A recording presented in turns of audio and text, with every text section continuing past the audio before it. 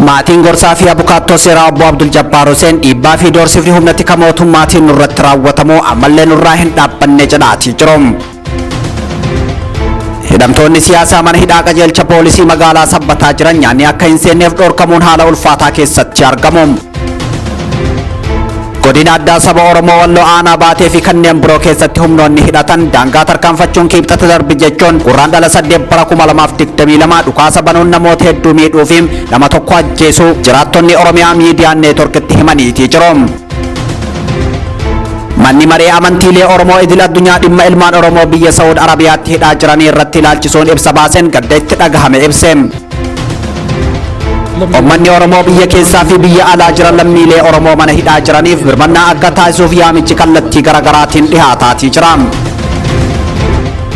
Koongireensiin Oromoo idil addunyaa mariin biyyoolessaa fedhii fi dhiibbaa beektotaa fi hooggantoota giddu galeessa godhatee rakkoo furuu waan hin dandeenyeef jalqaba irraa kufaadhaa jedhe.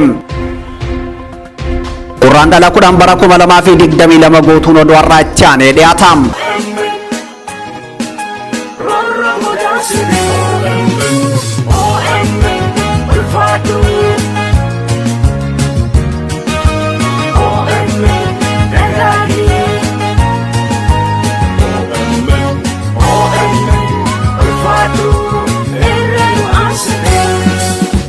Hawaasa Oromoo magaalaa Vancouverif naannawa ishii jiraattan maraaf hawaasni Oromoo Kaanaadaa kutaa bulchiinsa British Columbia magaalaa Vancouver koree qindeessituu deeggarsaa OMN wajjin ta'uun Guraandhala 20 bara 2022 waaree booda sa'a 12 walakkaarraa jalqabuun sagantaa deeggarsa OMN marii hawaasaa qopheessuun isin eegaa jiru.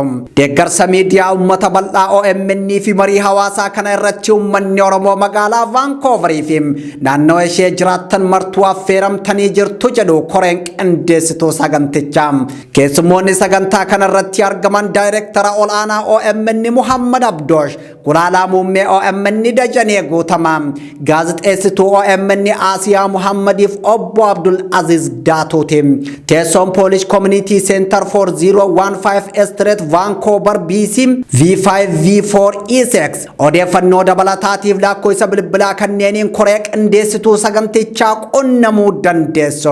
OMN tumsuun qabsoo uummata bal'aa tumsuudha. Koree qindeessituu sagantichaa Vancouver British Columbia Canada.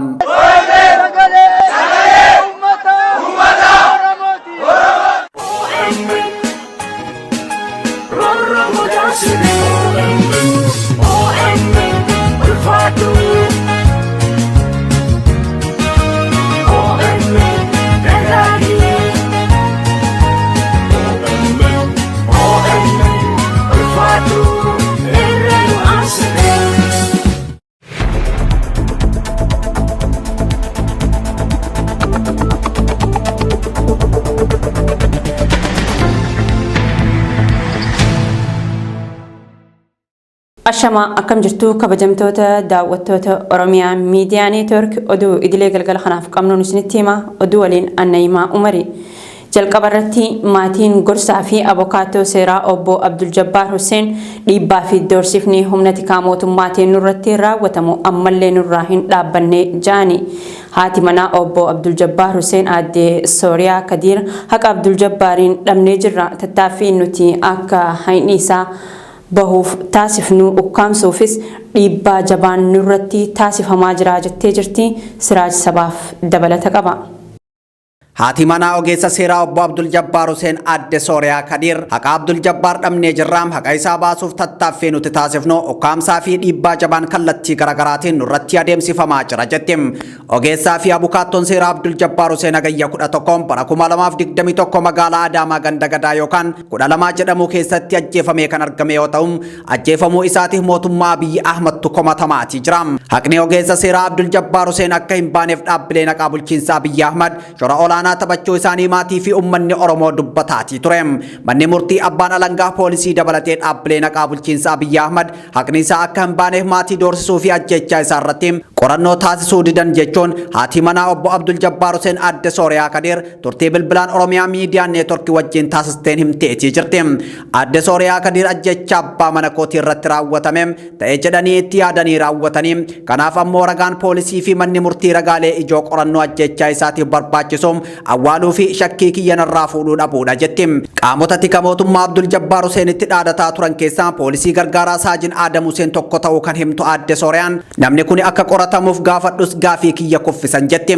Waan inni gaafa sanas feesbuukii irratti barreessaa ooledha shakkiin koo tokkoffaa innaan dura barreessanii ka'anii na dhaabsisanii galinaan jedhanii guyyaa lammaffaatti na waamanii sanan barreessinu naan jedha namni deebisanii waa'ee feesbuukii irraa waa'ee hojii isaa sana hin barreessinu jennaan maqaan isaa Aadam Hussein jedhama. Tokkoffaa godheemmoo isan barreesse lammaffaan ammas tokko jira kan bilbilaan nama sadiidha kan natti fokkoran duraaniyyuu nama sadi bilbilee jiru ammayyuu lubbuudha warri natti fokkoraa turan jechuudha tokko bichaadha kan ifa bahee dubbatan bee ishee tokko duwwaadha malee nama sadiidha kan natti fokkoru. Bu'aan qorannoo mana yaalaa reeffa Abdul Jabbaar Hussein irratti adeemsifame kana jedhamee akka isaan hin dhaqqabne kan himte adde Sooriyaan taatee yeroo sana hospitaala Miniilikitti uumame keessaa doktorri qorannaa san adeemsisuun ani reeffa bukaattoo Jawaar harkaan hin tuqum natti darba jedhee miira dallansuutiin dubbataa ture qaama ragaalee ijoo ajjecha isaa awwaaluu irraan bu'aa qorannoo reeffaa eeguun hin barbaachisu jette. Gaafa ajjechaan isa irratti raawwatamu sanam sa'aatii 11tti haadha mana kiyyaa fi mucattii tiyya sin jaaladhaam jechuun ergaa bilbilaan naaf ergee ture. Ergaan sun ammoo akka waan yeroo du'aa jiru nagaanatti dhaammataa jiru natti fakkaata. Dorgoyyatti irra deddeebiin bilbilee mucattii isaa hiree nagaa gaafata. Gaafa sana guyyaa guutuu osoo naaf hin bilbilin oole jechuun haala gaafas ture ibsite. Bu'aa qorannoo dooktar reeffa lafa kaa'ee reeffatti aaraa ture irraan bu'aa qorannoo eegan reeffa lafa kaa'ee ko namicha kana harkaan hin tuqan namichi taphataa Jawaar jedhame kana harkaan ittiin bu'anii zanyanii talaallatti dinanii bajjee manna kaa'u jechaa ture bar dooktarichi dhiigaa fuula isaa kasta godhe jechuudha. Anaaf hireenii footoo ta'e kaanii poostii goona miseeji inni ergeeyyuu waansa akka du'aa jirudha waansa gaafa sana jettaate akka waan harka namaa keessa jiru tela sa'aatii 11 irratti miseeji naa erge. Dear my wife and the daughter, I love you jedhee erge betta. Qaamota isa doorsisaa turan hunda irratti qorannaan akka adeemsifamuuf gaafii dhiyeesseen ture garuu poolisiin nama tokko waameem qorannaan irratti adeemsisee hin jiru bakka inni itti ajjeefamettis qorannaan taasifamee hin jiru qabeenya isaa keessaa kanneen akka bilbilaam shaamizii naaduraa hanga ammaatti hin argine sararri bilbila isaa karaa teeleetiin cufame poolisiin dhimmoota kana faana bu'ee qorachuu diduun dhugaa abbaa mana kootiin awwaalame jechuun dubbatti. Itti fufuun kan jette adde Sooriyaan Abdul Jabbaar nama haqa namaa falmaa turedha. Haqa namoota dabanii nama falmee sirreessedha. Nama haqni isaa dabe Oromoos haa ta'u eenyuyyuu falmee sirreessaa ture. Haqa namaatiif falmaa turus inni haqa dhabe jechuun haqa dhabuu abbaa mana ishee dubbatti. Ajjechaa isaatiin wal qabatee namni tokko qabamee qoratamuu dhabuun namoonni yeroo sarreeffa isaa gaggalchaa turan qoratamuu dhabuun bilbilli isaa fudhatamuun sararri bilbila isaa cufamuun namoonni isa doorsisaa turan qoratamuu dhabuufi akka qoratamaniif gaafiin nuti dhiyeessine kufuun doktorri mana yaalaa keessatti reeffaa bukaattoom Jawaar harkaan hin tuqu jechuun isaa wantoota gaafii namatti uuman keessaa jechuun adde Sooriyaan OMN itti himte. Jiraattis inni kun nama haqa nama falmaa turedha. Nama haqa nama seera Itoophiyaa keessa dabaa ture sirreessaa turedha. Jabbaar jechuun haqa sirreessuu ture beekta haqa nama dabe eenyuyyuu haa ta'u Oromoos haa ta'u eenyuyyuu haa ta'u haqni gaafa jalaa badu haqa sirreessaa ture. Jabbaar maaf haqa dhabe. Ani zeegaa Itoophiyaa miti bakka ishee haa ta'u Oromoo yoo ta'u zeegaa Itoophiyaa keessatti namni tokko waan tokko shakkamee qabamuufi mobaayilii isaa bicha keessa fudhatanii beekta. Akka nama isaa dawwalee sa'aatii sana achirraa arganna ture mobaayilii sanarraa arganna ture nama isaa dawwalee isa waami nama isaa wajjin oole. Maaliif teeleedhaan immoo masmarii isaa dileet gochuu barbaachise isa soomuu jalaa daballeessanii bar. Karaa meeqa badee silkiin isaan fuudhame masmarii isaa deaktiveet godhame akka hin jennee godhamee bar malee nama baay'ee na gargaaraan sila akkoo teeleedha bahee sa'aatii sana namni isaa dawwalee nama isaa ajjeesedha. Kana mootummaan godhe kana dhala. Dhugaan Abdul Jabbaar akka hin baaneef caasaa nageenya mootummaa fi qaamoleen garagaraa dhiibbaa jabaa gochaa jiraachuus himteetii jirti adde Sooriyaan. Poolisiin gargaaraa saajin Aadam Hussein jedhamu mana jireenyaa obbo Abdul Jabbaar Hussein magaalaa Adaamaa keessaa bitatee humnaan itti galee jiraachuu kan ibsite adde Sooriyaan namni kun qaamota tika Abdul Jabbaar itti dhaadataa turan keessaa tokko ta'uufi ammas doorsisa cimaa irratti raawwataa jiraachuu dubbatti. Abdul Jabbaar mana murtiitti himatee manni kun kan isaa ta'uu ragaa abbaa qabeenyummaa dhiyeeffate manni murtii murteessee fi osoo adeemsa irra jiru ajjeefame. Amma ammoo ani dhimmicha hordofaan jira. Manni murtii dhiheenyatti akka inni keessaa bahu murteessee jira. Garuu poolistichi kun bakka hojii kiyyaatii fi naannawa mana kiyyaatti na doorsisaa jira. Halkan ammoo hattuu fakkaatanii dallaa manaa irra naanna'u jechuun sodaachifamaa jiraachuu himatti. Abdul Jabbaar Huseen abukaattoo seeraaf falmaa mirga namoomaa yoo ta'u, abukaattota hidhamtoota Oromoo fi kanneen haqni isaanii dabe maraati. Hanga gaafa ajjeefamutti Jawaar Mohammad dabalatee hidhamtoota siyaasaa Oromoo fi hidhamtoota siyaasaa saboota biroo kanneen akka Lidatu Ayyaaloo fa'aaf falmaa nama turedha. Abdul Jabbaar hagayya 11 bara 2021 ajjeefamuu isaa dura fuula miidiyaa hawaasaa irratti dhimma waliigaltee waraana bilisummaa Oromoo fi TPLF ilaalchisee yaada isaa qoodee kan ture yoo ta'u, galgala keessa oduun ajjeefamuu isaa dhagahame. Oduu keenya itti aanuun hidhamtoonni siyaasaa mana hidhaa qajeelcha poolisii magaalaa Sabbataa jiran nyaanni akka hin seenneef dhorkamuun haala ulfaataa keessa jiraachuun dhagahame.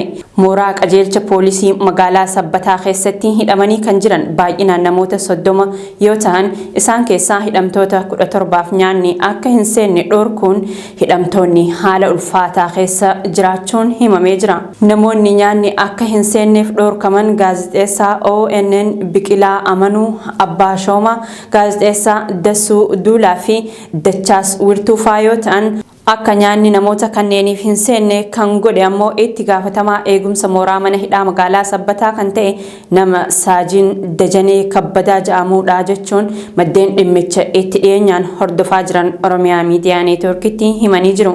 Hidhamtoonni 17 nyaanni akka hin seenneef dhorkaman kunneen erga nyaata argatanii guyyaa 2 dabree jira.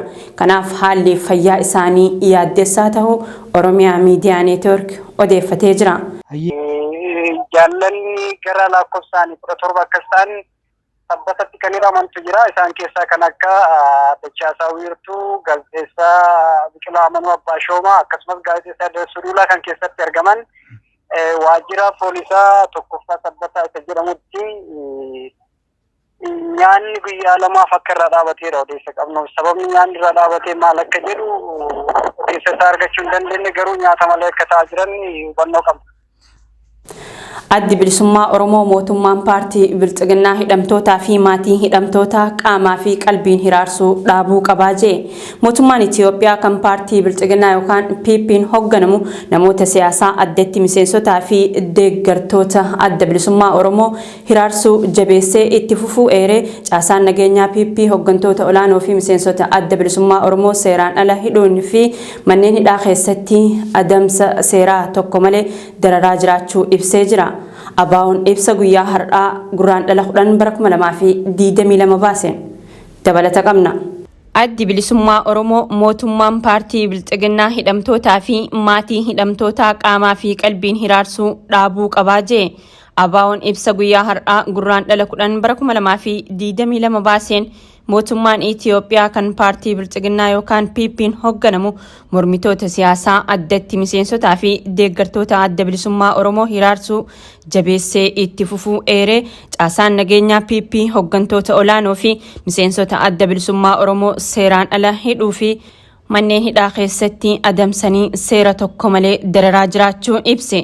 Buufataalee poolisii fi manneen nama itti ugguran garagaraa keessatti hidhuun maatii fi firoottan isaanii jalaa ugguree jiraachuus ibsa isaa kana keessatti kan tuqe Addi Bilisummaa Oromoo dabaluunis mootummaan PP manneen hidhaa seeraawaa fi seeraawaa hin taane adda addaa keessatti hidhamtoota irratti sarbamiinsa mirga dhala namaa gaggeessaa jiraachuu eeruun manni hidhaa Burraayyuu giddugalaawwan hidhamtoonni itti dararamaa jiranii fi tajaajila wayiituu itti hin arganne keessaa isa tokko ta'uu ibsee jira. Haala qabiinsaa badaa kana mormuunis hooggantoonni olaanoon Adda Bilisummaa Oromoo yeroo dheeraadhaaf nyaata lagatanii jiru kan jedhe ibsi Abaa'oo guyyaa kaleessaa mana hidhaa Galaan irraa Burraayyuutti kan dabarfaman hooggantoonni dhaabichaa obbo Mikaa'el Booran, Kannisaa Ayyaanaa, Daawit Abdataa, Lammii Beenyaa, Gadaa Gabbisaa fi Battee Urgeessaa fa'aa kanneen nyaata lagatan keessatti argamu. Sababa kanaanis fayyummaa fi haalli qaamaa fi qalbii waliigala hooggantoota olaanoo kanneen guyyaadhaa gara guyyaatti hammaachaa jira jedhe. Maatiin miseensota olaanoo kanneenis isaan daawwachuu kan dhorkaman yommuu ta'u isaanis dararamaa jiru jedhe Abaa'oon ibsa isaa kanaan. Kana malees Koloneel Gammachuu Ayyaanaa yeroo dheeraaf beellama mana murtii dhuma hin qabne hordofaa turuu kan heere ibsi dhaabichaa kaleessa manni murtii galmee isaa cufee bilisaan akka bahu ajajee ture. Koloneel Gammachuu Ayyaanaa ammallee mana hidhaa poolisii Meeksikootti argamutti dararamaa jira jee. Itti fufuunis hooggantoota olaanoo fi miseensota adda bilisummaa Oromoo hedduu mootummaa PPtiin mana hidhaa tursiifaman keessaa 30 kanneen ta'an buufata poolisii Sabbataatti hidhamanii jiraachuu ibsee gabaasni dhiyoo kana bahe akka mul'isutti hidhamtoonni siyaasaa kunneen tajaajila nyaataa, bishaanii fi fedhiiwwan bu'uuraa namoomaa dhabanii rakkachaa jiraachuu ibsee jira. Mootummaan PP sarbama mirga namoomaa lammiilee irratti itti fufiinsaan raawwatu arguun nama dhukkubsaa kan jee addi bilisummaa Oromoo faallaa kanaanis mootummaan PP sarbama mirga dhala namaa akka gaggeessu hayyamni waan kennameef fakkaataa jee. Ibsa kana wayita barreessinu kanatti haalli qaama qalbii fi fayyummaa hooggantootaa fi miseensota adda bilisummaa Oromoo kumootaan lakkaa'aman manneen hidhaa hiraarsa PP lakkaa'amanii fixuu hin dandeenye kanneen guutuu Oromiyaa keessatti argamanii guddoo nama yaaddeessaa jee. Kanaafuu hawaasni idil addunyaa addatti jaarmiyaaleen mirga namoomaa hidhamtoota siyaasaa sagalee hin qabne kanneen akka cinaa dhaabbatan abaawoon waamicha kan taasisu ta'uu ibsee akkasuma ummanni Oromoo fayyummaa hooggantoota kanneenii itti dhiyeenyaan hordofuun hidhamtoota kanneenii fi maatii isaanii bira akka dhaabbatan irra deebi'uun waamicha dhiyeessee jira. Manni marii amantiilee Oromoo idil addunyaa dhimma ilmaan Oromoo biyya Saawud Arabiyaatti hidhaa jiranii irratti ibsa baasee jira.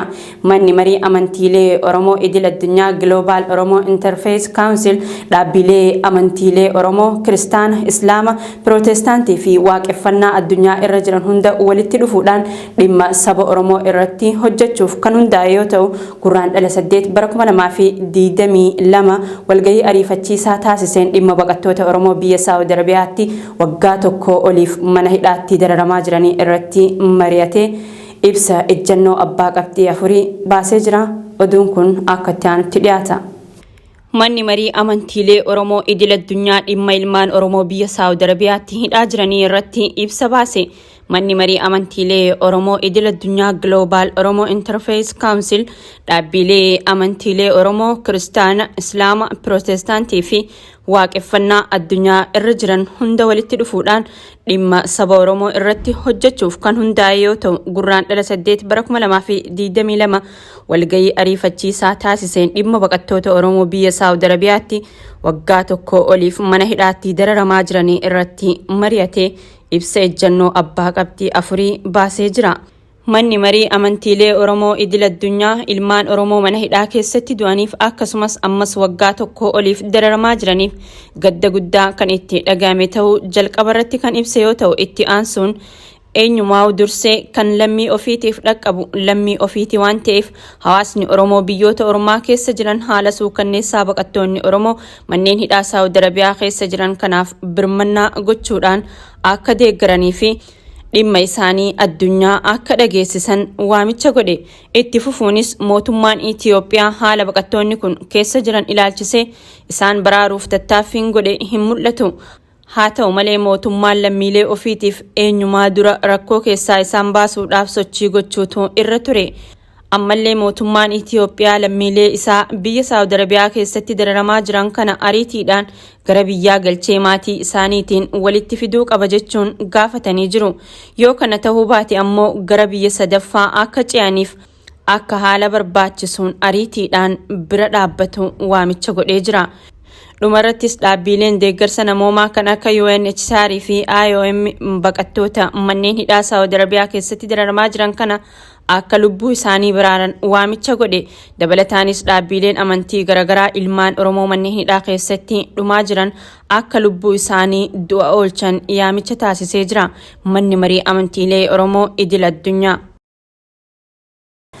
Oduma walqabateen ummanni Oromoo biyya keessa jiran dhimma lammiilee mana hidhaa biyya ambaatti gidirfamaa jiranii callisee ilaaluu osoo hin taane ka'ee wal faana hiriiruun sagalee ta'uu fi qabaa jechuun waamicha dhiyeessani. Qeerroon magaalaa Adaamaa irraa OMN dubbise. Gama biraatiin obbo Baqqalaa Garbaa dabalatee namoonni siyaasaa bebbeekamoon abbootiin amantaa akkasumas namoonni garaagaraa feestaalii uffatanii suuraa fi viidiyoo isaanii miidiyaa hawaasaa irratti tamsaasuun haala rifaasisaa lammiileen mana hidhaa keessa jiran irra jiran mormanii jiru. Oduun kun akka itti aanutti dhiyaata. Oduma walqabateen uummanni Oromoo biyya keessa jiran dhimma lammiilee mana hidhaa biyya ambaatti gidirfamaa jiranii callisee ilaaluu osoo hin taane ka'ee wal faana hiriiruun sagalee tahuu qabaa jechuun waamicha dhiheessani qeerroon magaalaa Adaamaa. Namni dararaan lammiilee kanaa isa dhukkubsu kamuu akka murna biyya bulchaa jiru gurra isaa cufachuu hin qabu kan jaan qeerroon magaalaa Adaamaa Oromiyaa guututti akkasumas imbaasii Saawud Arabiyaa Finfinnee jiru duratti hiriira bahuun lubbuu du'aa jirtu tan du'aa fi jireenya jidduu jirtu baraaruuf falmuu qabaa jaani. Miidiyaaleen Oromoo, hayyoonni Oromoo fi abbootiin amantaa dabalatee hawaasni bal'aan addunyaa garagaraa irra jiraatan hojii lammiilee kanaaf sagalee ta'uu akka cimsan dhaamanii jiru. Gama biraatiin obbo Baqqalaa Garbaa dabalatee namoonni siyaasaa bebbeekamoon abbootiin amantaa akkasuma namoonni garagaraa feestaalii uffatanii suuraa fi viidiyoo isaanii miidiyaa hawaasaa irratti tamsaasuun haala rifaasisaa lammiileen mana hidhaa keessa jiran mormaa jiru.